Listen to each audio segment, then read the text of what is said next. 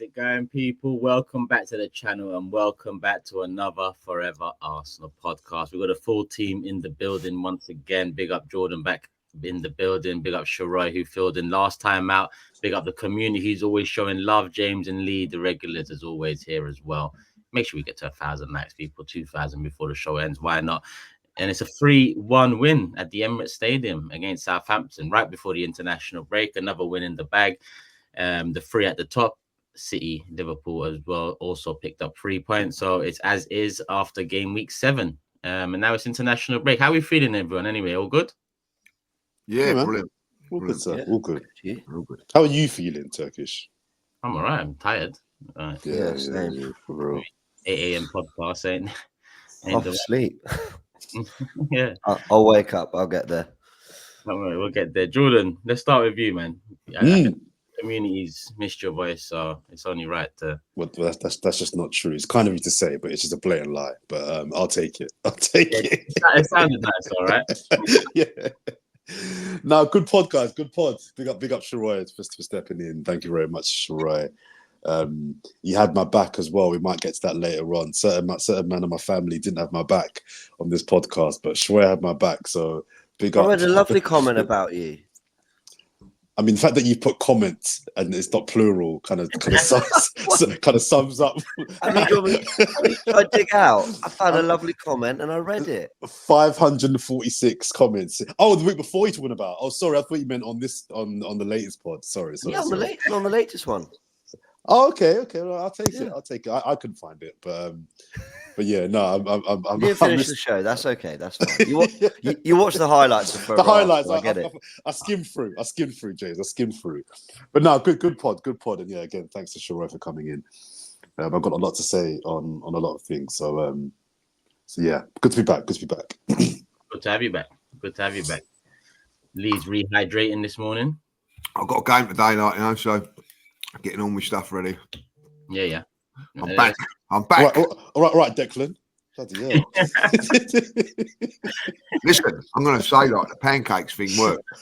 I have them now. Before I go, I seem to have a lot more energy when I play. You're in.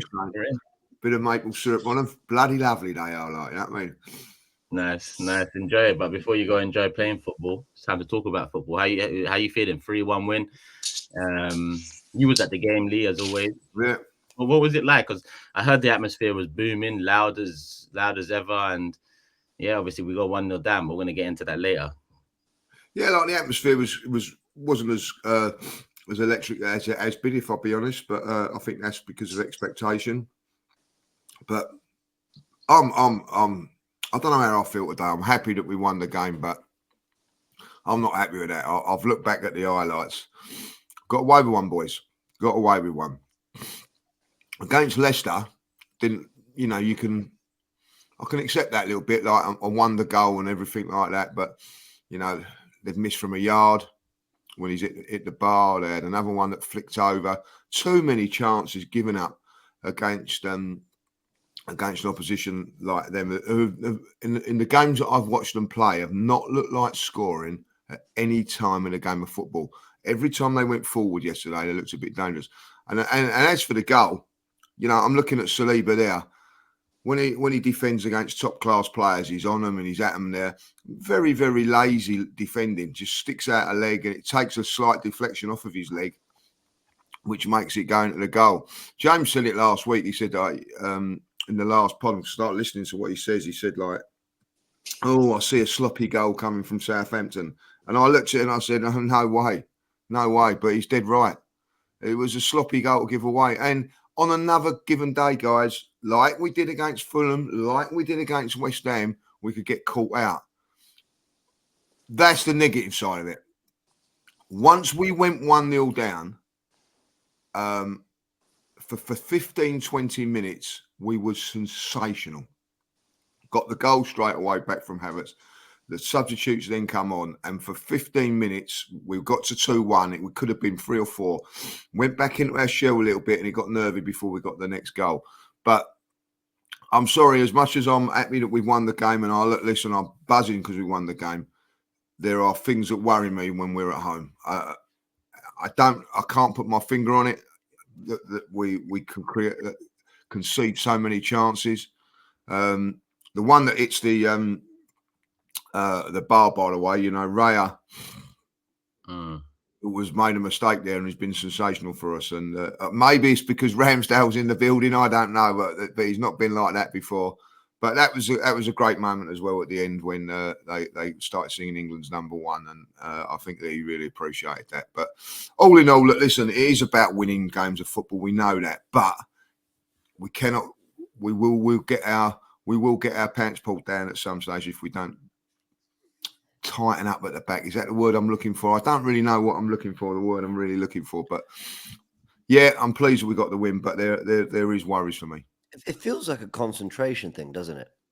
And I don't know how you can quantify that or explain it, but why against PSG did I never think we were going to concede? Yeah, that's a great point. I was trying to explain, I think on the preview Turkish, like I've been more nervous about Southampton and Leicester at home than I was about Villa, Tottenham, PSG. Now, I'm not actually, I don't know how to explain that. I'm not actually like feeling in my heart, Leicester and Southampton are going to be harder games. But something felt like this is where we might. It's one thing saying the opposition isn't going to be at that level, but are we going to approach it in the right way? Because I've grown to trust this team in really big games. We haven't lost to a Big Six side since the start of the 23-24 season. Since the 22-23 season. We just know how to get in the right mentality and mindset for those big games. But why is it in some of those more routine home games, we never make it quite as routine as we should? And again, that kind of showed itself again in this match. I don't really know how to explain it, but I don't like to think, I wish I was wrong, but I think my gut feeling has been proven a touch right about that Leicester and Southampton game. Neither were as routine as they should have been at all. But we've come through with a win. So that's the most important thing. But yeah, something's just not quite right about how we're approaching those. I don't know if it's concentration, though. I mean, our attack hasn't been good enough. Well, not in this one, it wasn't. That's what it comes down to for me. We should have been 2 up in the first 10 minutes. It's a different game. If you open them up early, like we should have done, it's a different game. Do you not feel like there's a touch of, I don't want to say complacency, because I don't think this is a complacent group, but there's a touch of like, so I think sometimes we play, right, first 10 minutes, I was at the game too. First 10 minutes, I thought we were all over them, could have had the goal. But then from the 10th minute to half time, I felt like we were playing a little bit like the goal will just come. I don't know how to explain it. There was just this like, keep knocking it about, keep whipping it into the box, something will happen for us. That's how it felt to me. It didn't feel like there was like a purpose in everything we did. It didn't feel like we had that conviction, that like real kind of sharpness. And then we go goal down, and then we wrestle back control, and we go, right, that's it. We got to lock in now. For what it's worth, I thought we were good. I thought we deserved the 3 points. But I didn't feel like I did last week against Leicester, where, I actually felt we were a bit unfortunate to even go to 2-2. And I felt that 4-2 actually flattered them a little bit, and that it was a 6-0 performance, really. This, I felt it was a 3-1 in the way it happened, that actually Southampton were well worthy of their goal with some of the chances they had. But you know what? Overall, we sort of created enough to win the game. But yeah, it wasn't as comfortable as I'd like, but I'm always going to enjoy 3 points in the Premier League. So ultimately, I'm happy. But I understand Lee's, concern a bit. It wasn't as routine as it could and should have been. Yeah. Yeah, but I see it's kind of something we become used to at home. There's just something there about it. Maybe it's the emphasis being more on us to take the game to them, and it highlights, in my opinion, a deficiency in our attack. We should have added one attacker in the summer. I think that's that lethal one that a lot of us thought, and I think that's kind of what's missing there. Because, like I said, in the first 10 minutes, we win the ball back so high up 3-4 times. Havertz's goal is a perfect example.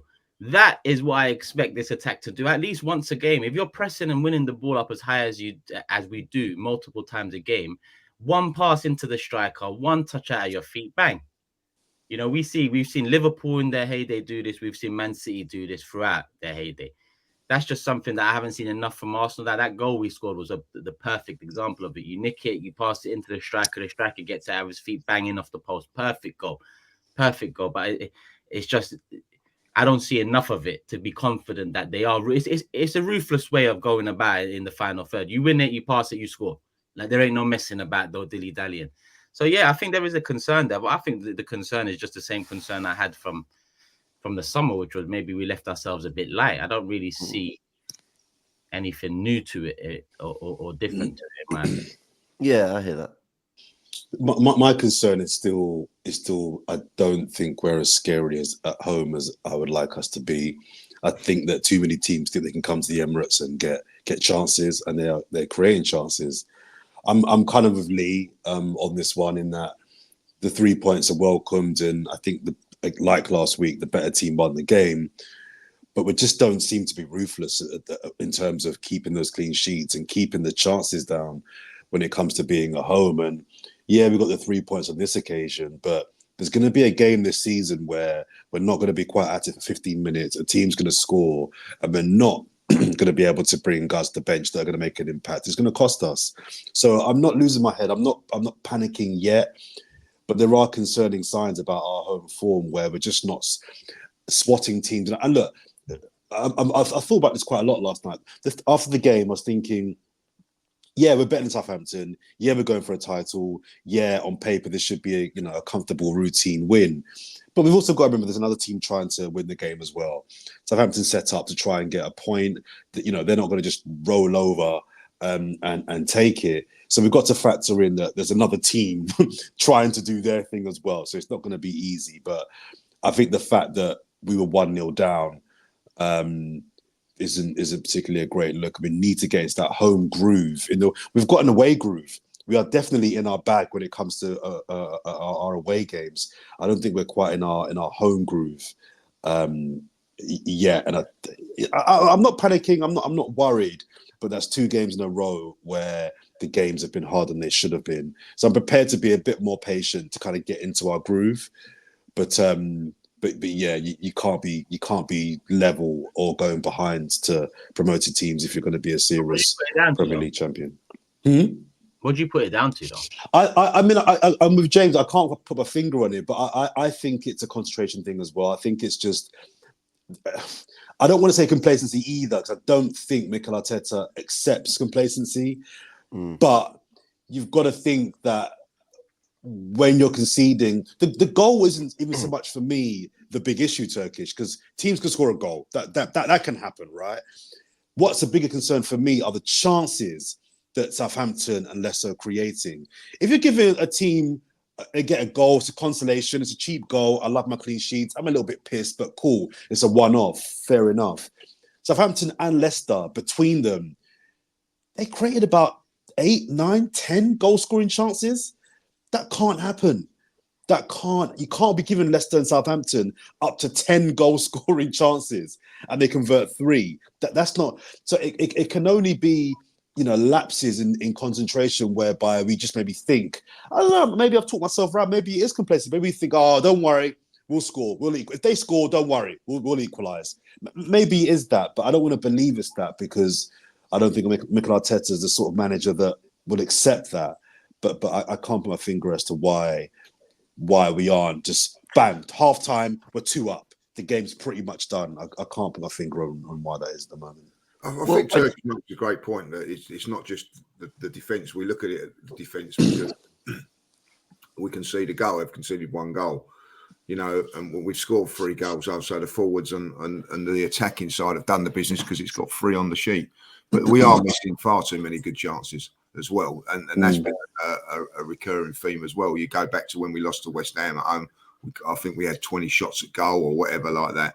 So that's there. The other thing that really gives me the is that when you see the percentage of the play, we're on 75% winning. So the other teams are having 30% of the play and creating all those chances in that 30%. Now, the flip side of that is you're in the ground and it comes through. Man City are losing 1-0, right?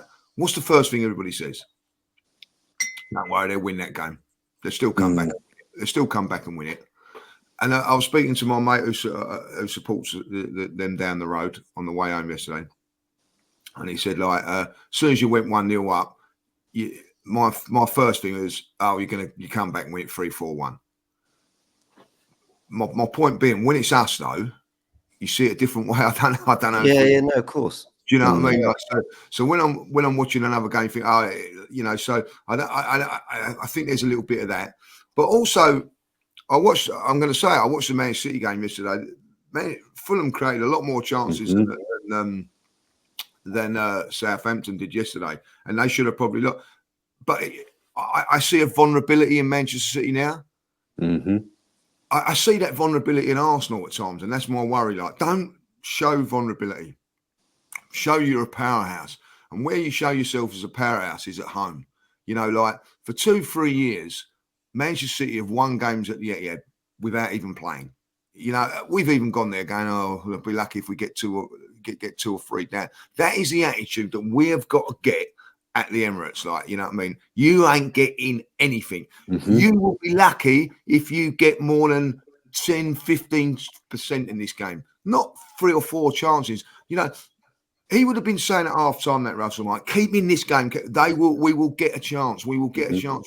We don't want teams doing that, guys. We want them going, that was hard work. You know what I mean? Like, I don't want to come to the Emirates again. That's that we've got to get that into our thing. And we haven't quite got that yet. And until we do, I don't think we're going to win it. And that's a big thing to say. But I believe we've got all the tools to win this league. I do.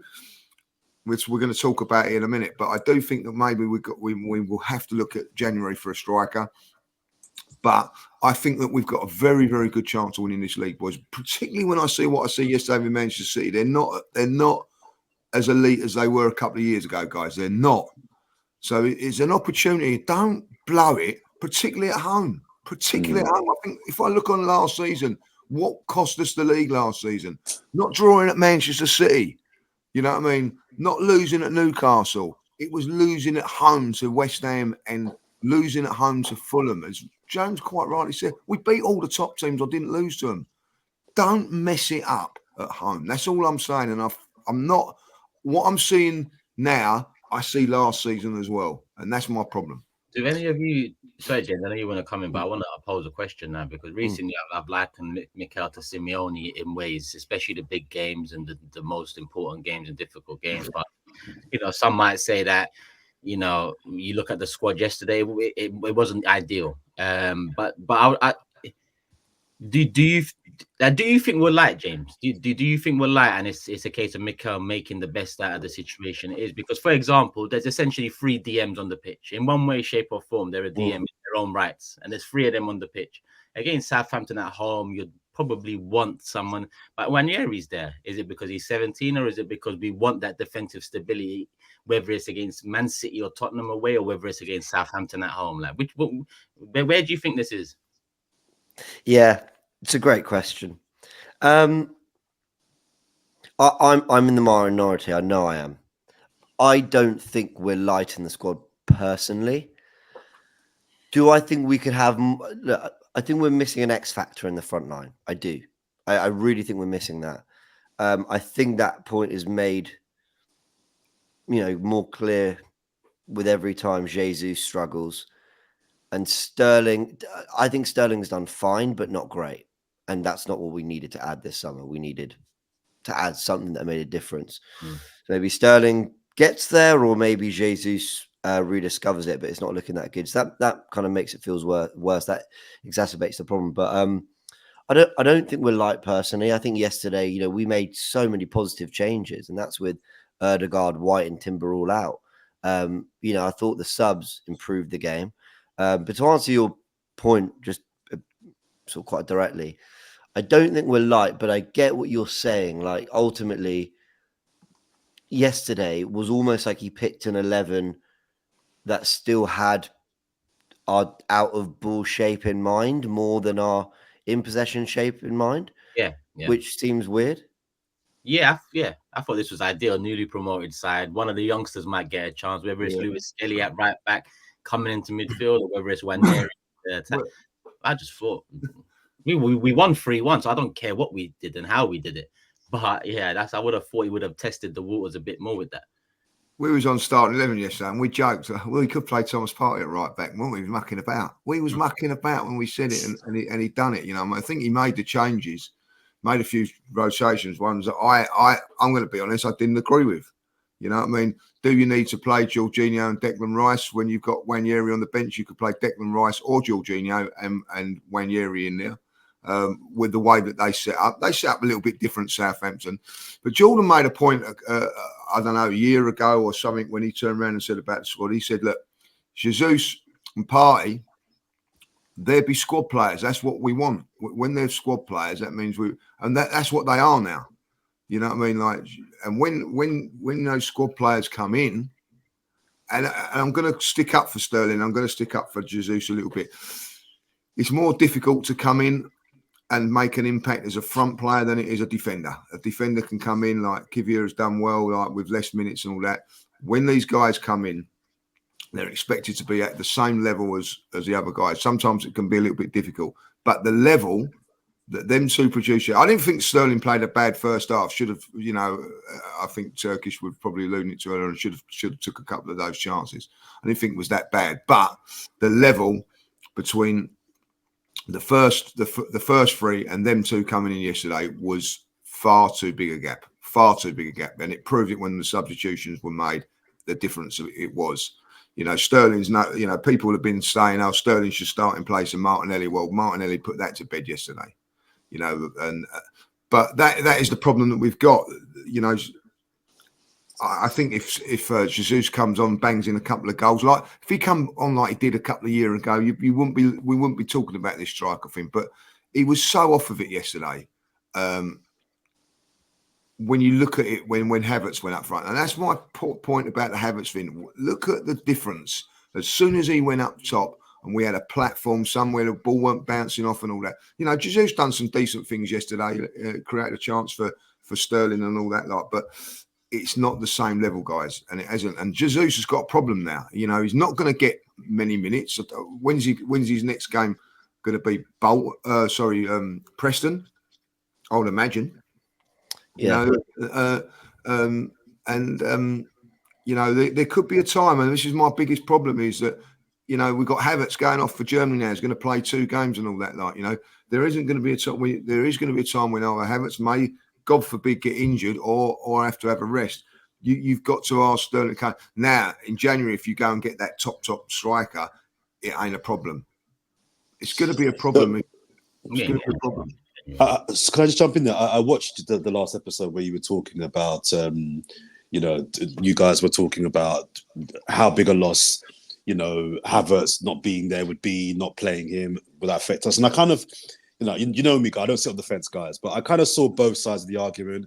I saw Turkish's point where, you know, if we're relying on, if we're not trusting Mikel Arteta by now to find a solution in the event that Havertz doesn't or can't play, then something's kind of wrong there.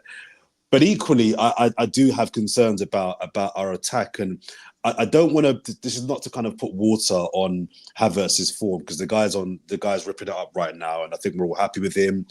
But I do still have concerns about the kind of key clinical moments in the second half of the season where you need a gunman to put away those 1 or 2 chances that he may get. And I do have concerns about whether Havertz is that guy. And I wonder if bringing in a striker in the January window is going to actually help or hinder that. And what I mean by that is Havertz is not the sort of striker, I don't think, that thrives off of having a top striker behind him pushing him. I think some strikers do. They need that guy behind them, letting them know, listen, you slip up, I'm coming in. I think Havertz is the sort of guy that thrives off of, you're the number one guy, love, for want of a better word. You're the guy, we trust you, we rate you, do what you do. So I'm not quite sure if I trust Havertz to get the 15, 20 goals that I think we'll need from him this season, or if actually bringing another striker, I don't know who's out there you can get in January, to kind of supplement him in certain games is the answer. What I do know the answer was not the answer is Gabriel Jesus. I think the guy's done. I just think we have to accept he's done. I think that yard of pace that Turkish mentions that he lost when he had that last surgery has really hurt him. Jesus' best attribute for me was that burst. It was that initial bang. He would drop his shoulder and you're in the next stadium. Like, it was beautiful to watch. He was never clinical. He's not great in the air. He's not rapid fast. So if you've lost that one thing you had that did get you a yard to kind of get your shot off, I'm not sure what Jesus offers. I'm just being really brutal and I'm being really honest here. I don't know what he offers. And then you are left with Havertz. And what happens when the goals do dry up? So I think that front line or that front man position is a concern. Not because I don't rate Havertz, but it's because I think that Jesus is finished. Yeah, he is. The dynamic was wrong in the game. I mean, if we're trying to get a bit more, we're trying to actually explain maybe why, because I've thrown around words like complacency or whatever, and something just tells me it's not quite that. I do also think for Mikel Arteta and all the amazing work he's done all season, and I always say, especially because of how good we are at the moment, I'm sort of very wary of ever being critical of Mikel because you just feel like an idiot with everything he's done so well recently. But I do feel that whenever we try and shoehorn Havertz into the areas of the pitch Ødegaard would get into, we just lose something. And actually, I don't even think Havertz did that badly when he was in midfield yesterday. But when I see the ball go wide to him and he's the one crossing it, I just think, what a waste. Because he occupies defenders. You know, he's a problem for them. They're always worrying about him. And I don't know if Jesus has that impact on those centre-backs of sort of, always looking over their shoulder. Where is he? Where's the movement? There's a 6'4" guy about to attack this cross. And I don't think we have that presence in Jesus up front, which is a shame because I think when he arrived, he certainly was a presence that centre-backs would notice and struggle to deal with. So when Havertz, and we did win the game, so I'll just mention a few positives. When Havertz went up front and we needed, actually, even not in, because I think Jesus still on the pitch when we went to 1-1. When we went a goal down, I saw a player in Kai Havertz and Bukayo Saka that just went, I'm not losing today. And they just made it happen, and actually as a collective, I thought we pressed well and we did some good things at 1-0 down to, you mentioned it yourself, Lee. We went up a level. We needed to. And I think we rightly and deservedly won the game. But it was good to see Havertz and Saka on an individual level go, I'm dragging my team through this. Mm-hmm. I thought they were fantastic. I really, really did. I mean, I don't want to say, look, I don't go to games often. And I tend to feel that you get a better overall picture of what happened on the TV, just because you can watch replays back and you can see who in particular did whatever. But I don't know if it was captured on TV, Havertz's work rate and quite how. I mean, Turkish, you can tell me and Jordan, but Havertz was all over the place in that last 30, 35 minutes. And there was one moment I thought captured it when I think we were already 2 or 3-1 up. And he was off towards the left. Do you guys remember when he had to flick the ball over someone, then shoulder someone out the way, then someone else is coming, he's backheeled it to Martinelli. And that's just want. I mean, yes, there's quality and there's strength and there's all those things. But just look how much he wanted it in that moment. And I thought, shout out to Havertz and Saka in particular, man. Like they just made it happen. The comment section, I want to talk about this for a sec because they like to think that I don't ever give Havertz flowers. I've given Havertz many flowers and none more so than his character. And I want to mention his character again. Yeah. And I hope the comment section get their fingertips ready and write this comment here because the flowers are coming. When we scored that goal, do you remember when Giroud scored an equalizer against 3-3 and he was off celebrating? We've come such a long way. Yeah, doing scorpion kicks. We've come such a long way from that because Havertz has got a goal and a banger at that. It was a beautiful goal. That was his best goal in an Arsenal shirt for sure. Yeah, I agree. It was crisp. It was clean. It was centre forward-esque. It was a perfect strike. He just does a little whatever to the crowd, runs back. No messing about. None of this stuff and all of that. He just runs straight back and he's back to business. I love that. I love that because he is very much a player that has divided opinion. He's very much a player that does cast doubt amongst people. So that those opportunities, those goals are a big chance for him to be like, oh, see? But he doesn't use it for that. He just straight back to business. And that's why I'll include him in that Saka thing as well in terms of you could see they really wanted it. none more so than the guy that just scored a crisp, clean finish out of nowhere, and he doesn't really care too much about it. It's back to business. That's what I love. I love the finish, the way he took it, but his reaction to me, or the celebration or lack of it, was well said. It shows a mentality that I mentioned it with Ben White before as well. You know, the whole dark arts and serious mentality, Havertz has got that.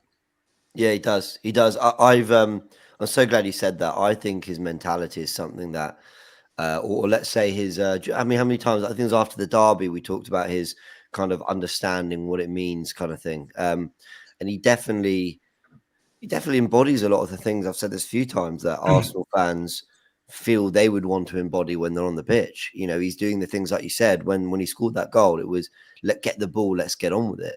And you're right. I've seen people, especially in the 58th, 59th minute, I've seen people celebrate that equaliser.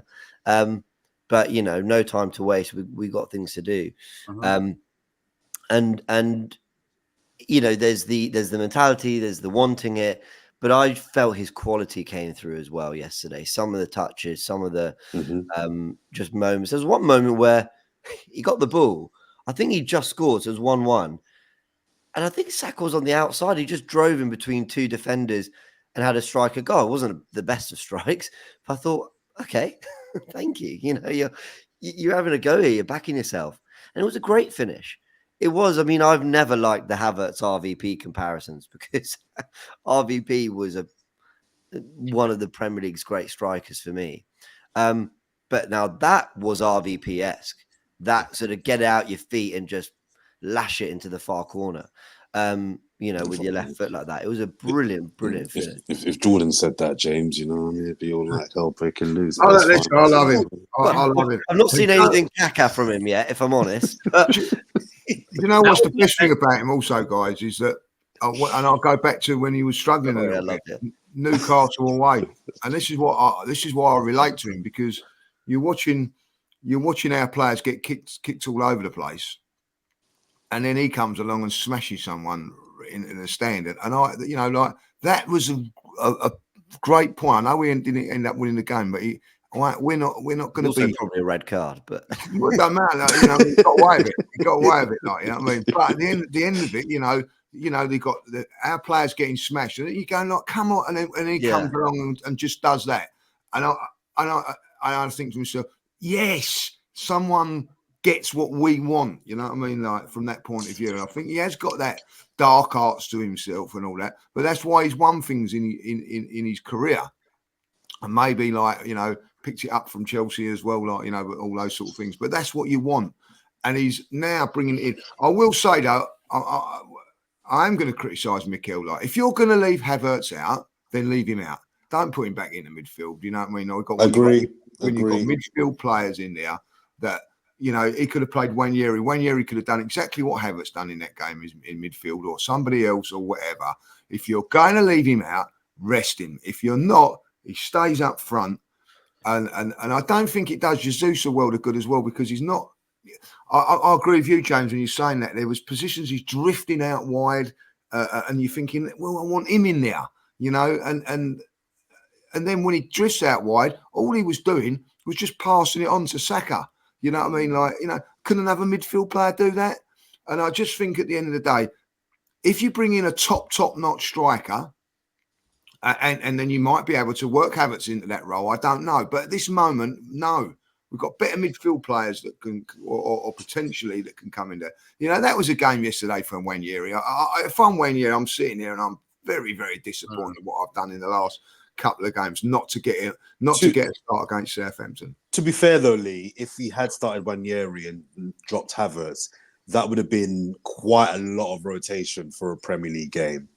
So maybe he wants to get Havertz in there. But I'm with you. I hate Havertz in midfield. I don't think it works. I don't understand.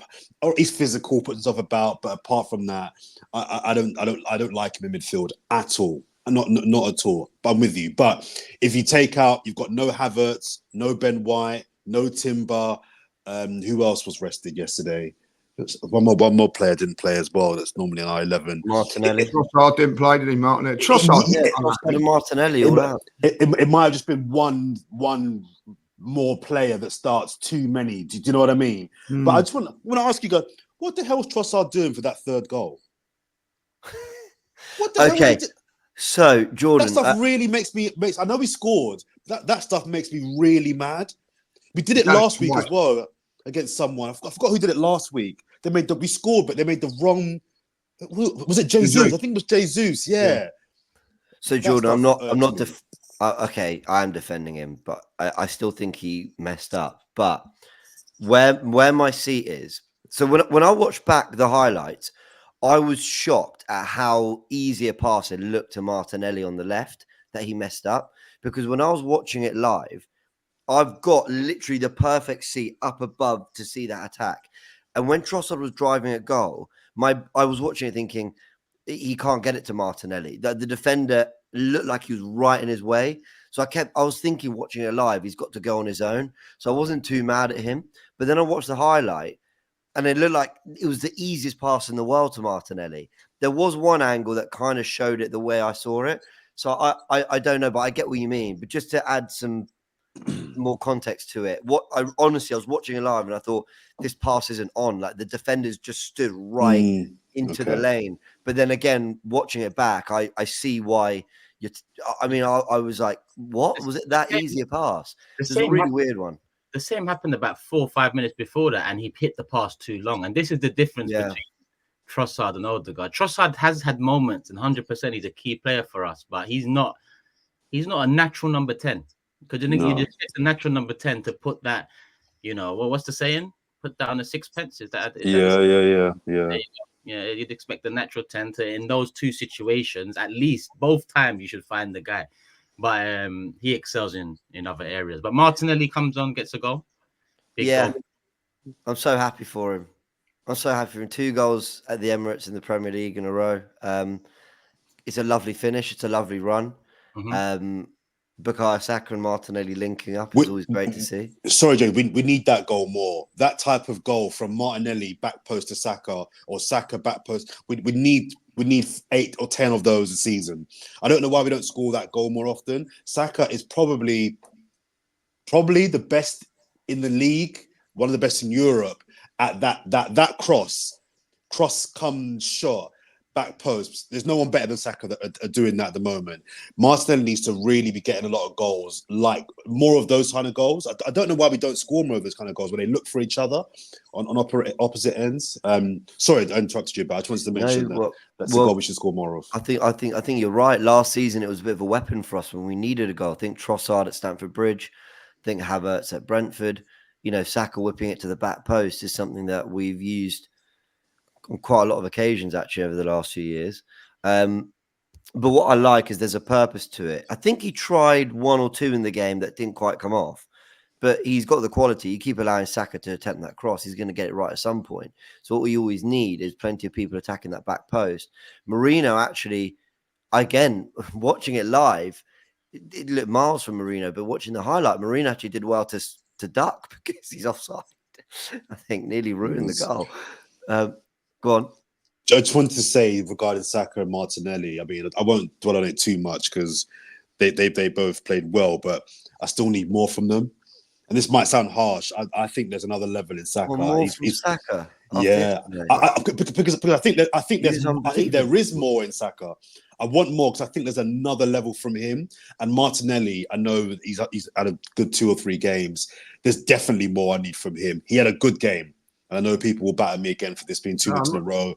I think let's not let the goal and a good performance, let's not overinflate that again, because I think there's more from both, but in particular Martinelli. Just going on for Martinelli, that's a big boost for him. You're 1-1. He could have kept it the same or whatever. He went to him and said, "I need you today. Do the business, come on, done the business." So for him, his confidence levels now have gone a little bit further up, because I do think confidence was probably lacking a little bit with him. And I think maybe Arteta said to him, "Look, you've done all my work for me in the defensive games. Now go and show me." I thought that was great. I'm going to say it like that. Saka was superb yesterday. Watching that game, I'll tell you why he was superb. Every single time, 2 men on him straight away, and then a third coming over, and he still produced. And when you've got there's all the comparisons. Oh, this one's better than Saka. If that's the case, then why don't players put 3 players or 2 players on these sort of goals? Why are teams like Southampton yesterday prepared to let Sterling go one-on-one, maybe even Martinelli one-on-one? They're never ever prepared to let him go. I was watching. I was getting frustrated. He must be getting frustrated. There was when he got the ball, 2 on him straight away, and a third coming in every single time, and he still produced 2 assists and a goal. I think at the end of the day, I'm going to give him credit. I watched him very, very closely yesterday, and I watched it on the highlights as well. I don't think he can do much more than what he done yesterday. I thought he was superb yesterday. I really do, Jordan. Maybe see it differently on the TV or whatever. Watching him live, watching players crowd him out all the time and still either get a crossing, beat a man. There was one time he beat 2 players. He couldn't beat the third in the end because they just. But he's every single game they're doing that to him. No one will just say, "Oh, I'll tell you what, I'll go one-on-one with you." No one has done it this season. There is at least 2, and yesterday there was 3 round him, and he still produced. Fantastic. No, he's amazing. I wouldn't think that. I'm not saying that he wasn't amazing. He was amazing. It's a compliment I'm giving him. I'm saying I think there's even more. I think there's another level for. Do you know what I mean? That's what I'm saying. I'm pushing him because I just think that I don't want these games in sunny, where are we, October, to kind of my mind always goes to the back end of the season, Lee. My mind goes to March when it really counts, and I want then him to be firing. I think there's another level to tap into, and I want him to tap into it because I think we're going to need it. I'm not falling into this trap of Man City have got no Rodri and they're kind of limping to 3-2. It's full of we've got to go some, and I think every player's got to, as well as they're playing, we've got to squeeze out 10% more from everyone, even though the level is already high. That's I want to be clear. I'm not saying that he wasn't good. No, I'll get what you're saying. What are you going to ask, Turkish? I was thinking about the way to frame this question because we've talked about the need for an attacker. All right, let's look at Liverpool's attack. Yeah, is or in their heyday, or we can use other attacks. Is Saka Salah or is he Mane? Ooh, elaborate. Because we all want a killer in the attacking line, right? So that would probably mean, but the thing is, they're both killers, so it's hard. That's why I was trying to frame them in a way where, like, but I see Mane throughout was the majority of the time Salah's second in line for the majority of the time. There was months and periods he'd go and take the lead, but he was always kind of second in line to Salah. Is Saka a second in line person in attack, or is he the person in attack? Is the question I'm kind of posing. Well, second. No, I think he's the guy. I think his output's been terrific for years, and I think it's only getting better. And I think what he's done really well is he has mastered a way to be effective and put the GA on the table, even if he is, struggling in a game, even if he's not doing the exciting wide play stuff. When you asked that question originally, I thought you meant more in terms of style, because while Mane and Salah were both terrific and actually quite similar, and Salah was a fantastic dribbler, he was more known for the GA. He was more known for the output, wasn't he? You can't stop this guy. Even when he's not playing, you can't. Whereas Mane, I think when he was playing out on the right, out on the left, felt electric. Then he became a very GA type player. So, yeah, that's why it's difficult. But Saka, for me, if you look at the 22-23 season, him and Martinelli were just so exciting on the wing. And Saka moved ahead of Martinelli in terms of understanding that as the games change and people are learning how to stop us, can he still find another way of putting numbers on the board? And yeah, am I answering your question? I don't know. I think he's the main guy. And the thing with these comparisons that are made, and I think we've all alluded to, I think you alluded to it in your fan cam, Turkish, as well, comparisons to other players, Palmer, Foden, all this stuff. The one thing I'll say about Saka and why for me he'll always be the guy for me is there's no game state I don't want him on the pitch for. There's just no situation that I don't think you want Bukayo Saka on the pitch for. And I know that's not very kind of popular when having these big debates about who's better. And I actually think Cole Palmer and Phil Foden are unbelievable players as well. I'm not even saying to put them down. I think they're absolutely fantastic. But I want Saka on the pitch if we need to transition, he needs to get in behind. If we're facing a low block, he needs to be creative. If the ball's going to fall somewhere in the box, I want him on the end of it. If we're away at the Bernabeu, we need to park the bus. If we're, in a mid-block, just trying to control a game of football, whatever it might be, Bukayo Saka can do absolutely all of it. Whether he needs to get in the pockets and create, whether he needs to be out on the touchline driving at people, whatever it is he has to do, Bukayo Saka has the quality, maturity, the tactical understanding to do all of it brilliantly. So why a few weeks ago I was saying, let's not just overlook our good defending as, Martinelli and Saka are just running a lot. No, it's like tactically brilliant too. And I just think Saka can do all of it, whatever the situation, 5-0 up at home, 2-0 down away, whatever it is, I want him on the pitch. Well, and that's the biggest compliment I can pay to him, I think, that you saw that at the Euros, whatever happened, Saka never got hooked. He was always left on the pitch. Oh, no, we don't have a left back. We're going to put you there. And people saw it as an insult. It wasn't. It's a compliment to a guy who can do anything you need him to do. So I think he's our main guy because whatever happens, you want Saka there. How old? I hope that's answered your question. How old is he? I don't know if it has.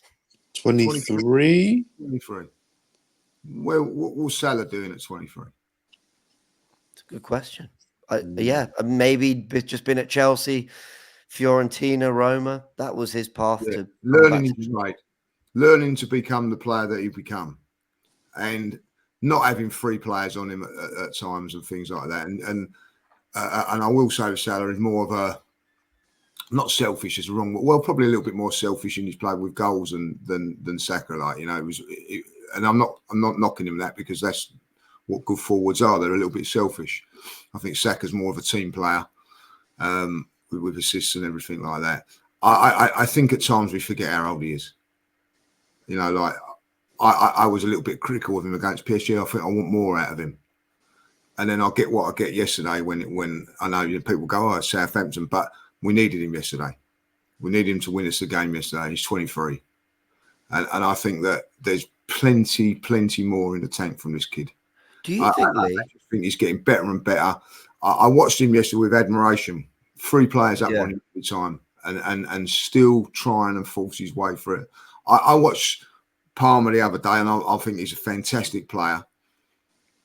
Had the freedom of Stamford Bridge against Brighton. When we played Brighton, did they do that? Did they play halfway up and let Saka free? Did they heckers like?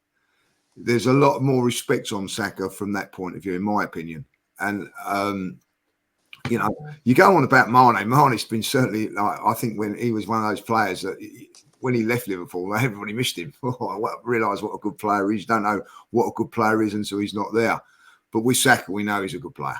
I know he's a good player.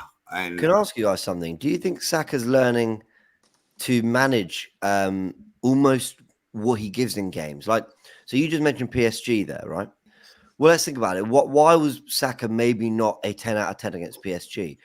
Could well have been because we were 2-0 up. He's got his goal, albeit from a free kick, and we're kind of cruising. And then you get to a point against Southampton when it's I need to lift it, and he's able to just go up the gears.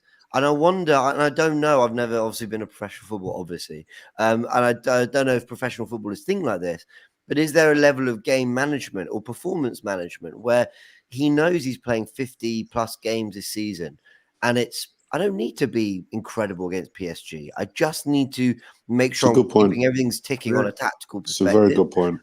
But here we go, Southampton, because the way he just knew to win that ball back on the press, give it immediately to Havertz, take on his fullback every time, look up, find that ball to the back post, and then be sharp enough to get that goal. It's like he just went into just another mode. And maybe I'm overdoing it, but I think it's a really good question, James. A mind thing. It's a really good question, actually, because when I saw you guys in the week, I mentioned to you, James, that it's just another 90 minutes or 85 minutes for Saka in midweek. We're getting a little concerned about, I wouldn't say burnout, but the management of our key players. But I think it's a good point. Maybe he's just, because one thing about Saka, is he's very intelligent. And I don't just mean book smart, life intelligent. He's a very intelligent football man. He's not an idiot. He's not stupid. So it wouldn't surprise me if he or Arteta said, look, I'm not telling you to not give it 100%, but just manage your energy levels. Like when we're 2 up and we're in control, you don't have to kill yourself to charge down every single. Do you know what I mean? And it's fine margins, because that one time you don't charge down a cross, they score and you're like, uh-oh, I'm off it for a second and it's now 2-1, game on. Yeah, you're right. But that's part of the intelligence. That's knowing I don't really have to be at 100% every single game. It's about, I can get through this at 80% because Southampton on the weekend, I can then go again. So maybe you're right. It's something I hadn't thought of, but maybe he is internally managing his own levels of game to game. So he's playing every game, but he's not playing every game at 100%. I don't know. It's a good point. I wonder. Dangerous when you know how much it could cost you at the end of the season. I don't think that would be the right way to go about it, if I'm honest. Well, I'm not saying that that is what he's doing. I'm just saying James's theory is an interesting one because I think it's tactics though. I just think with the leaning of the defensive stability side of things, the attack is going to face some consequence, and that consequence is that you're going to be in and out of games. You're going to have to pick your opportunities. You're not going to have 90-minute performances week in, week out. And Saka's made the most of that. I don't think it comes down to anything more than that, because, for me, that would be weird, not giving 100% now. When we looked at last season and saw what the Fulham results did for us, the Villa results, the West Ham, that didn't happen in just game week 30, it happened in game week 20. It's risky. You're right. But do we accept that the Arsenal team aren't, and I don't know if I accept this, but that the Arsenal team aren't treating every game the same? And I know that it's like a nice headline, right? Like, every single game we give 100%. But like in reality, you've just played 7 games off the back of an international break. Mm-hmm. You've been to Tottenham, you've been to Atalanta, you've been to City, faced PSG. I can't imagine the team is as hyped and as like mentally charged and just like, on it in every single way for every single game. And maybe that leans into the complacency I was mentioning before. Or maybe there's just a natural, guys, like this is a game where I don't know. Let me stop. Yeah, you do change it a little bit, James. And do you know what? One thing that does do that and highlights it, what he done yesterday when he makes changes. He's telling you the same thing. The manager's telling you the same thing. I can make changes and still win this game. So players think, oh, well, Southampton, he's made changes. We play. It's very, very. It's human, isn't it? But it's human nature. It's very, very, very. And as a player, as an experienced player, that you play against Liverpool in a couple of weeks' time, you're going to have to be on it a lot more than what you are against Southampton. That is human nature, and that is when you get shocks. That's where you get cup shocks when teams go. Well, Lee, that's where the manager earns his money, because you're right. He has to judge: can I afford to play Sterling? Exactly that. Partey right back. Because if I don't win this game, people like Turkish and Jordan are going to be on that Fourever Arsenal podcast, absolutely hammering me for being arrogant, complacent, and taking the mickey. Yeah, Southampton, you thought you could take liberties and 100%. So this is where the manager really earns his money, because it's like, I've got to manage my squad, but equally I can't drop points. I can't, especially at home Southampton. So it's interesting. It's really interesting. Yeah, I think Saka's got the deserved credit today. I think Havertz has got the deserved credit today. I think we've covered all the topics that we need to cover off the back of the. Just one thing. I just very impressed with Calafiori yesterday. Very impressed. I don't think he's a left back. He's not a left back. He gets skinned a lot, doesn't he? His one-on-one stand-up defending, either when it's a ball in behind or a winger running at him. He's learning on the job, guys. He's learning on the job. But his tackling technique, aggressive. Unbelievable. It's very Declan Rice. Aggression. His aggression is very, very good. But I don't think I think he's learning on the job as a left back. You can see that gets caught out of position a bit. But I think he's a player. His quality on the ball as well. In fact, if I could just mention one last thing, we just sort of touched on Arteta very quickly, but whatever I think, and I do think he got things wrong with the 11, just in terms of the balance or whatever, but let's not dwell on that, because again, what do I know? But I thought the subs were spot on, every single one. he got the balance of the midfield back with Trossard, Marino, and Rice there. I thought Rice came alive in the 6, by the way. I thought once he was moved back a little bit, you started to see the best of Declan Rice covering large spaces and just being what we need him to be. Good to see Tommy Asu back on the pitch. Martinelli for sure made an impact. And then what were the other changes? There was another. Kivior left back for Calafiori. Yeah. 2, 3, 4. There's a 5th. I can't remember it. But he changed the game positively in every way. So that's fine. Great. Did Trossard? Yeah. So Trossard, Martinelli, Marino, Kivior, Tommy Asu. Yeah. Tommy Asu, yeah. 5, isn't it? Yeah. Makes sense. And yet again, James has got a correct score on the board. I don't know how he's doing it this early in the season. Only 10 games played, and he's got 4 correct scores. Moving forward, I'm putting a tenner on every score that James predicts, and hopefully that. Do you know what, guys? Or just copy his score, Turkish, on here. Money, man. Let me see. I'll finish bottom of this. No, but I watched back forever. I actually forgot I said 3-1 because we do this a little bit earlier than when we do the preview. So when I was on the preview, I think I said 2-0, and then on DR preview I said 2-0. So I don't know. I guess you throw enough shit at a wall, some of it sticks. But I watched back. Yeah, well, it is on this show. The goal, I just felt like Arsenal had problems at home. So there we go. But anyway, happy with that. Ah, man. 18 points, is it he's got there? 16. 16. Yeah. It's all right. Like, four, like, you know what I mean? Sometimes people don't get 4 right all season. I don't know if when I was a title winner, I got 4 right all season. Yeah, you're right. Yeah, right. It's incredible, like, you know what I mean? I actually missed my night up when I realised that. Called it a night, called a cab, went home. Oh dear. For the audio listeners, there are 10 games being played, 10 predictions made. James top clear, 4 correct scores, 16 points. 3 ahead of Jordan in second with 2 correct scores, 13 points. Lee's in third with 1 correct score and 11 points. And I'm in fourth, no correct scores, 6 points. I'm just trying to secure top 4 this season. That's what you must be top of that on the app as well, then, really, because you top. Are you top or? Just having a look now. I mean, when I looked yesterday, I think it had me as joint top. Joint top. Must be joint top. Oh, I'm joint top with Does It Matter on 7 points. Does it matter? Welcome to the big leagues. But it does matter. A lot of people on 5 points. And then Gary M on 4 points in 31st with lots of people on joint on 4. So yeah, there we go. Well, that's it then, people. James in the lead, international break round the corner. So the next prediction will be on the next show, which will be in just over a week. So hold tight for that one. And obviously, if you've got the AFTV Plus app, you can make yours as well when game week 8 returns in just under 2 weeks. But let's get into comments of the day, if we all have them ready. Yeah, I mean, I found another this morning, but I feel like I had another one that I've saved in the week. Carry on. Oh, no, I didn't. Right, I got a couple, is it, Evans? Go for it.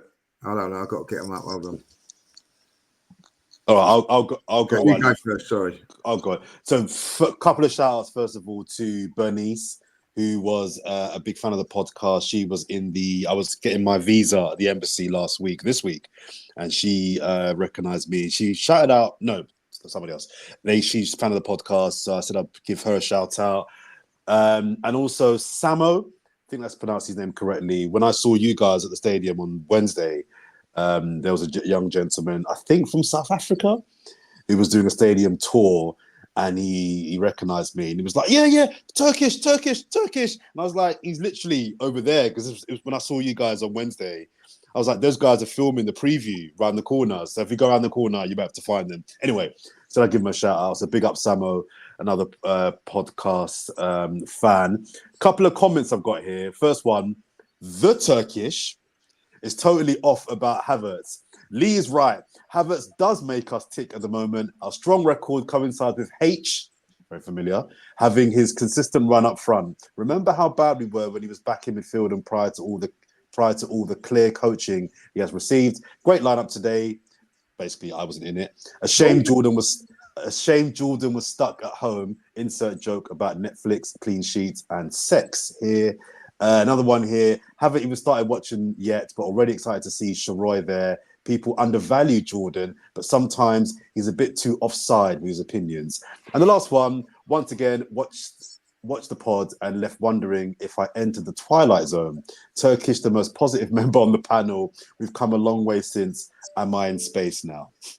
That made me chuckle as well. So big up all the pod comments that came in for the last pod. Enjoyed those. I've got two. I've got a gut, but I did think the rude one's really good. I don't know if anybody see that, So from Kelv, with all that sex, No, which one was that? with all that sex, I'm surprised Jordan pulled out last minute. I saw that as well. Yeah, I didn't see that. Yeah. I didn't see that. I wasn't gonna. I didn't see that. I saw that. Yeah. It was a very good one, No comments. And the other one, which I think when you guys do the new intro, you should have Turkish tearing down Lee's Kai Havertz poster, you know what I mean? No, we do need another intro, though. It's true. Yeah. Yeah. I know. Neil, you Turkish? Yeah, you. So, Kyle Kerwan, and by the way, there's so many of this ilk. Because you guys got Mikel Merino, Harry Potter, and Voldemort all on one street. That's class. Cheers, lads. And there were so many. I'm not going to go through every name, but Mikel giving us 30 minutes on Tuesday is still able to put in a better performance than Jordan on the pod. Yes, that was so harsh. That is so mean.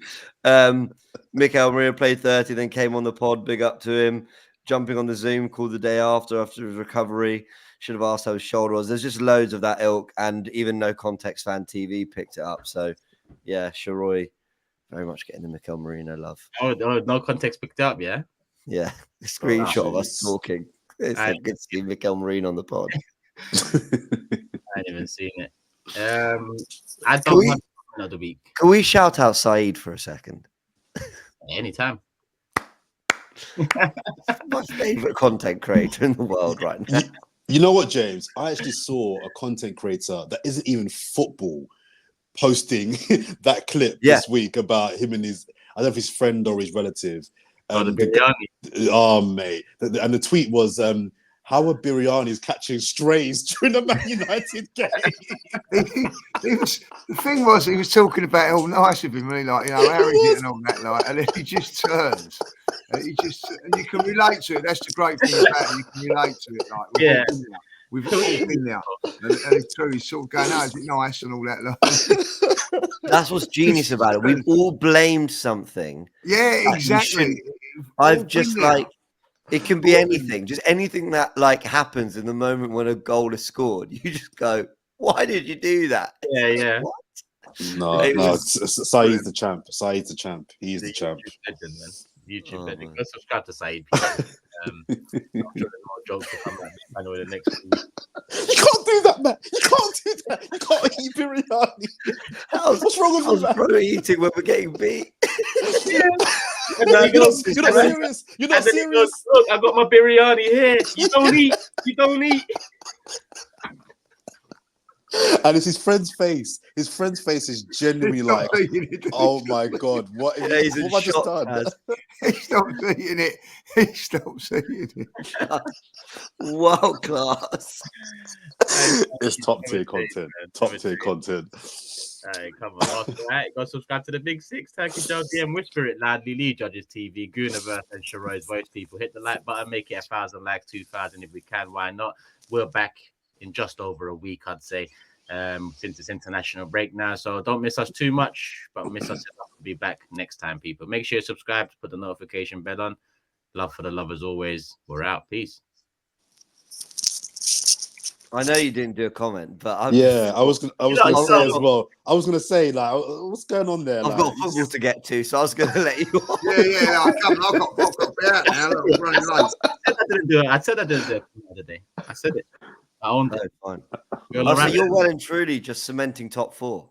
I'm done now. Fuck it. He's not bothered, is he?